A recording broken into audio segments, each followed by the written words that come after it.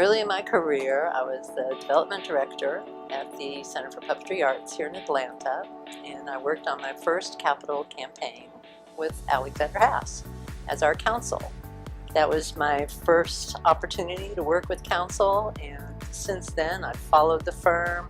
I really have enjoyed learning what the firm does, and when an opportunity came up to be a part of the team and to come on as campaign manager for the High Museum of Art, I thought this is a great fit, and fortunately they thought so too.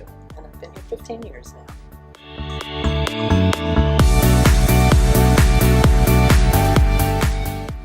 When I first started at Alexander Haas, it was a shift in how I viewed working with arts and cultural organizations, because I was embedded in one organization. So coming into a consulting venue, you have to learn to adapt to the culture of lots of different organizations. So that was a shift for me, but the thing that I like the best about it now is that we work with so many different organizations, so I get to see just the variety and the incredible work that's being done out there, not only in the arts and culture, which is the primary area that I work in, but in higher education, social services, independent schools, and it's just really interesting and fulfilling.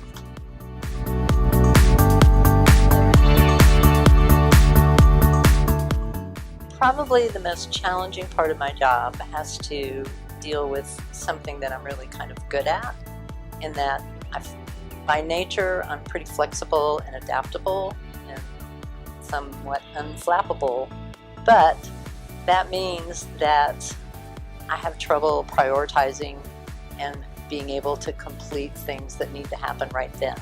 I can get off my task list really easily, but one of the things that's great about the firm with the clients that we work with is that we don't watch a clock. Our goal is to serve each client to the best of our ability for whatever they need, whenever they need it, which means that my priority that I had on my to-do list can get blown up really easily because another client's priorities are of greater need at that particular moment. So it's a little challenging to kind of work that throughout the day and massage it and still feel like you can leave at the end of the day having accomplished what you needed to accomplish.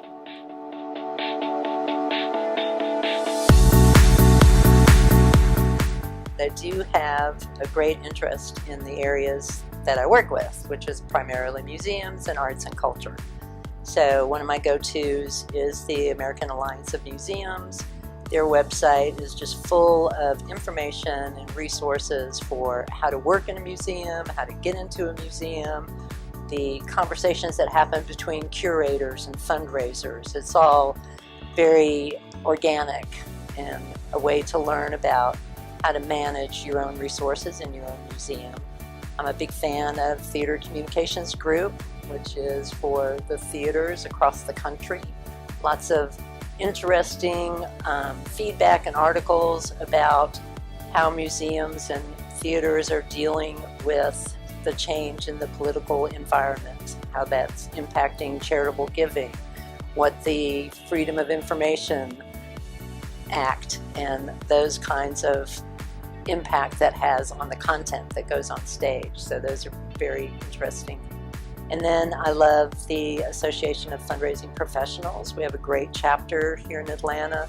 So there's lots of tools and resources about fundraising, about how to develop your career as a fundraiser, and lots of peer-to-peer conversations between fundraising professionals across the country.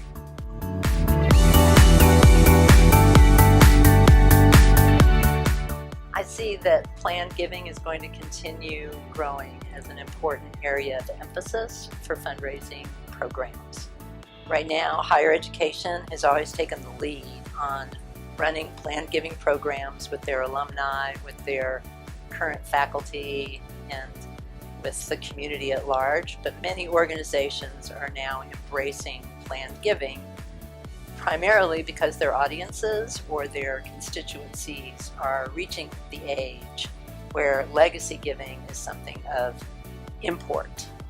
The baby boomer generation is now ready to pass on some of that wealth. So I think that it's an area of career opportunity for people to run plan giving programs.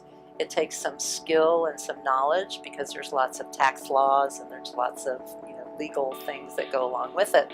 But every organization can figure out a way to ask somebody to leave them a gift in their will. One of the things that we're fortunate here at Alexander Haas is to have consultants that have deep experience and a breadth of knowledge about how to set up and run and implement a startup plan giving program or to convert from a campaign to an endowment situation. So I see that as being something that's going to continue to grow and continue to have an impact in the fundraising stratosphere.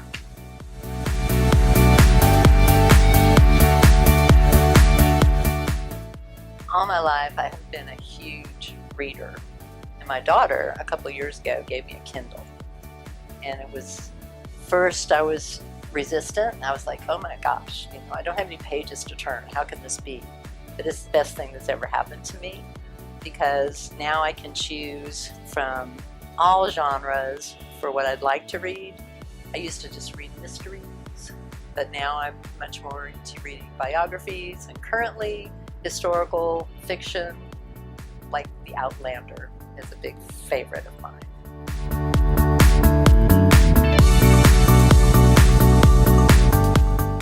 One of the great things about working here, like I said, is that I've been able to work with lots of different arts organizations around the country.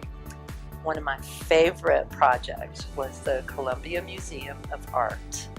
We worked with them over a number of years. We started with them doing a development assessment where we went in to see how it is that they were operating their fundraising program. Then we moved into doing a campaign strategy study and helped them figure out whether they had the resources and the capacity to run a major campaign. What they had done was a few years before they had moved into an old department store in downtown Columbia and had converted a portion of it into the museum, and then they still had all of this real estate in the building to be further developed. So they needed to raise, I believe the goal was $16 million to finish building out the museum. And at the time, they didn't have a lot of really major donors. They had like a small cadre. So it was really fascinating to be able to get in there, work closely with the volunteers and with the staff especially. I got to work really closely with the campaign manager there. We collaborated just about every single day on strategies and how to track and predict the progress of the campaign. It blew out their goals. So they've done what they accomplished, and it's just amazing. It's a great museum in Columbia.